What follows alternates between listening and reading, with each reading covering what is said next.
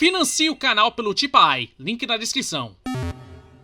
Hoje vamos falar do Sistema Único de Saúde e dos seus problemas constantes, mas antes quero bater um papo rápido com vocês. Este é o primeiro vídeo do canal Catelox TV, um projeto ambicioso que estou desenvolvendo junto com alguns parceiros de peso. Pra quem não me conhece, muito prazer. Meu nome é Pedro, mas vocês podem me chamar de Agami. Se vocês não sabem, o vídeo sobre o Pablo Marçal provavelmente será um dos poucos com opinião política no meu canal principal, já que meu foco será mais em vídeos de esportes, porque é isso que dá mais audiência no médio e longo prazo. Mas não se preocupem, ainda vou expressar algumas opiniões por lá, já que o interesse está crescendo. Aproveitando o momento, inscreva-se e ative o sino para não perder as novidades daqui, além de acompanhar minhas outras redes que estão na descrição e também aqui na tela para vocês conferirem depois. Recado dado, vamos ao vídeo!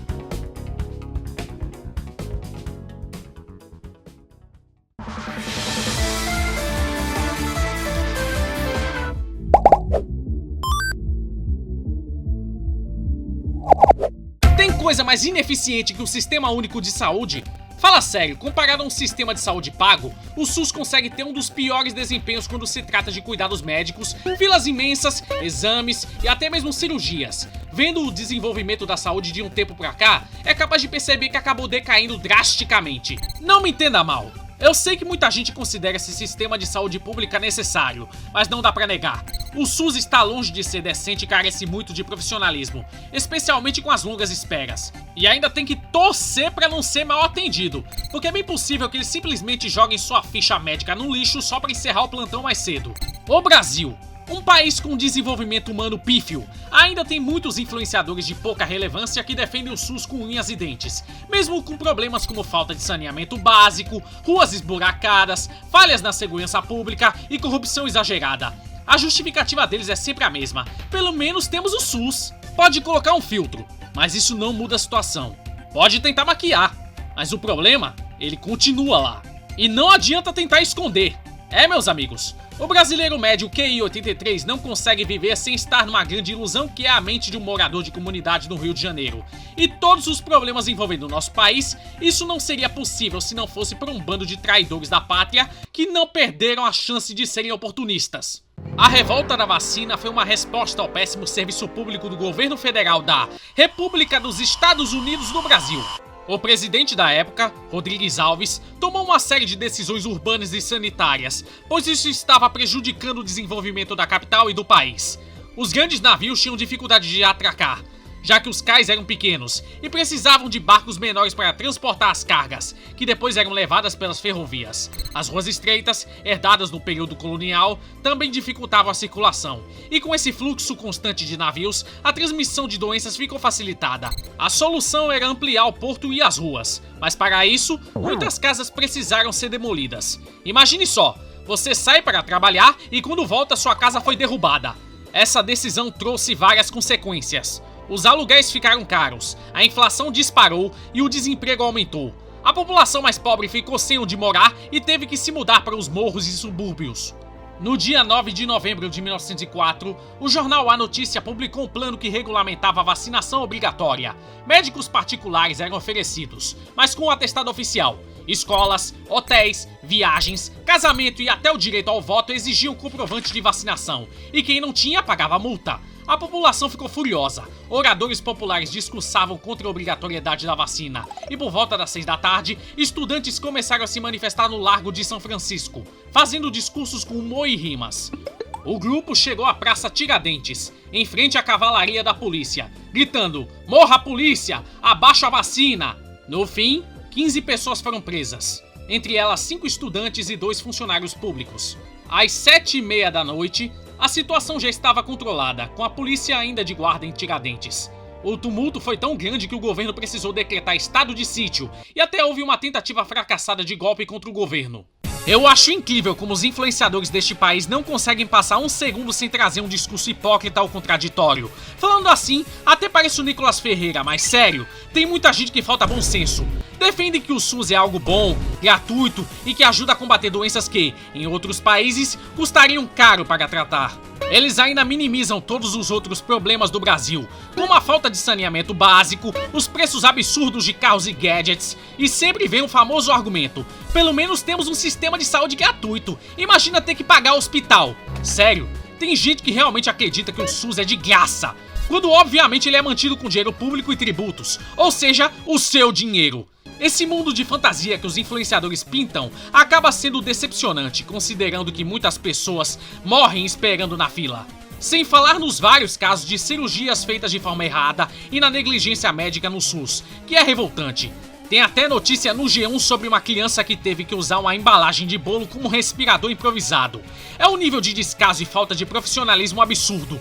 Não podemos deixar de mencionar o surto de dengue, que foi um dos maiores descasos com os pacientes afetados. Você vai ao SUS, espera até de madrugada e no fim recebe uma receita de Buscopan. Vários noticiários, pesquisas e fontes mostram a ineficiência do SUS como serviço público. Um exemplo é o desvio de mais de 1,7 bilhões de reais em verbas do SUS, que aconteceu tanto em São Paulo quanto no Pará, terra natal do editor. No meio disso, temos celebridades que se aproveitam do SUS. Se você é famoso e não conseguiu um atendimento em um hospital privado, de repente se torna uma prioridade. Curiosamente, eles conseguem um tratamento melhor apenas para figuras mais famosas ou importantes, enquanto passam à frente de quem é da classe mais baixa, ou seja, os pobres. Isso aconteceu com vários famosos, como Faustão, por exemplo, que não conseguiu um transplante de rim em um hospital particular e rapidamente virou prioridade no atendimento pelo SUS. Acho interessante como essas celebridades vivem defendendo o SUS com a hashtag Defenda o SUS, sendo que elas nem precisam usá-lo, já que são ricas e provavelmente irão ao hospital privado. Um exemplo é a Preta Gil, que fazia propaganda em defesa do SUS, mas optou por se tratar no hospital sírio-libanês. Eu nunca vou entender essa contradição. Não me entenda mal, o SUS é necessário, já que boa parte da população é pobre e não consegue pagar por um hospital privado. No entanto, isso não significa que devemos nos orgulhar apenas por termos um sistema público de saúde, como se fosse um troféu. Pelo contrário, precisamos querer que o serviço de saúde pública seja decente e, acima de tudo, eficiente, para que possamos ter uma boa qualidade de vida. O fato de o SUS ser necessário só mostra o quanto nosso país vive uma pobreza alarmante. O verdadeiro problema é a corrupção, o superfaturamento e o desvio de dinheiro público. Só porque o SUS é importante para o brasileiro pobre, não significa que ele seja um sucesso. Todo mundo deveria ter o direito a um serviço que garanta bem-estar, mas na República Federativa do Brasil, isso parece um sonho distante. Para vocês terem uma ideia, houve um caso em Pernambuco em que uma mulher recebeu a confirmação de consulta médica 2 anos depois que seu pai morreu. Isso só pode ser piada, né? O pai dela teve um AVC e morreu esperando uma consulta. Isso é um deboche com a nação. E agora eu quero ver algum nacionalista dizer que não podemos falar mal do nosso país, como se ele não fosse um puro deboche por si só.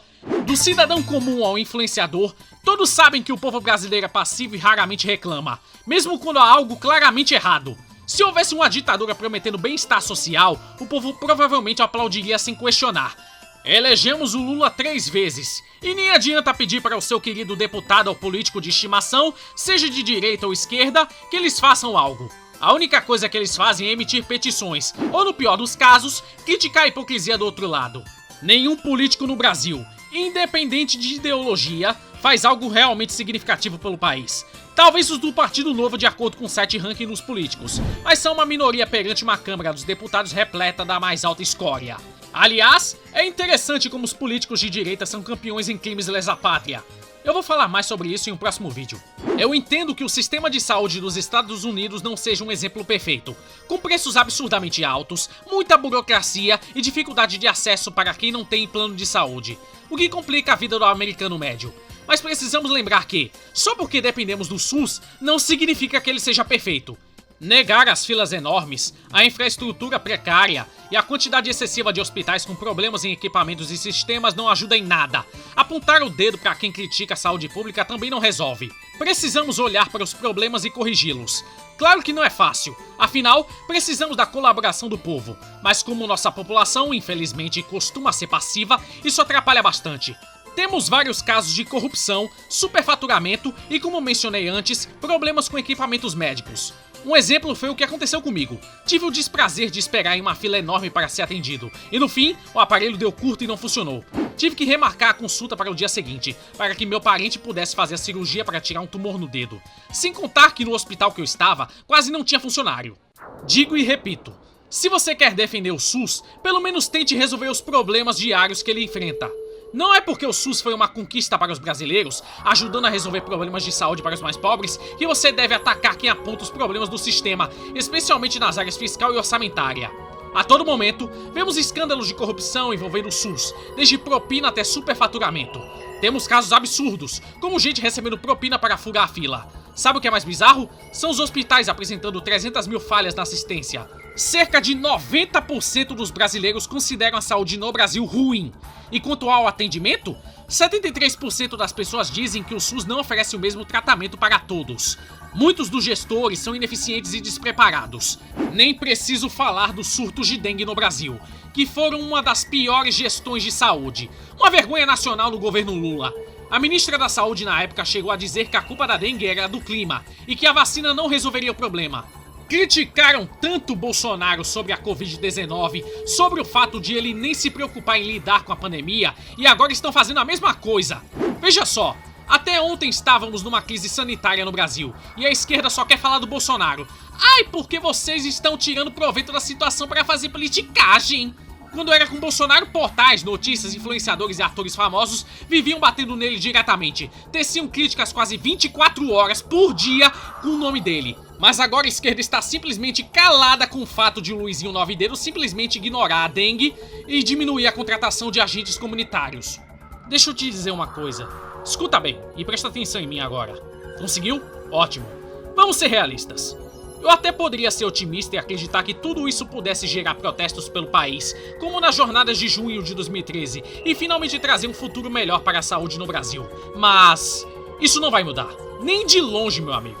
O problema do SUS é sistêmico. Envolve uma rede de corrupção, incompetência e sabotagem. E tudo isso é totalmente proposital. Porque oferecer um serviço decente não é lucrativo para a classe política no curto e médio prazo. Afinal, as eleições acontecem a cada 2 anos, de prefeitos a governadores, deputados a vereadores, senadores e presidentes, e por aí vai. O problema está na raiz do projeto. E mudar essa situação significa alterar todo um sistema que foi criado justamente para prejudicar aqueles que dependem desse recurso. E muitos de nós sabemos o que acontece quando você enfrenta um sistema de peito aberto. Temos muitos exemplos de corajosos no nosso país. Vocês gostariam que o SUS funcionasse bem? Eu também adoraria. Mas isso é algo que está enraizado. E mudar o que já nasceu assim é uma tarefa quase impossível. Não vivemos em uma utopia. Para que isso tudo mude no nosso país, um novo sistema precisa surgir.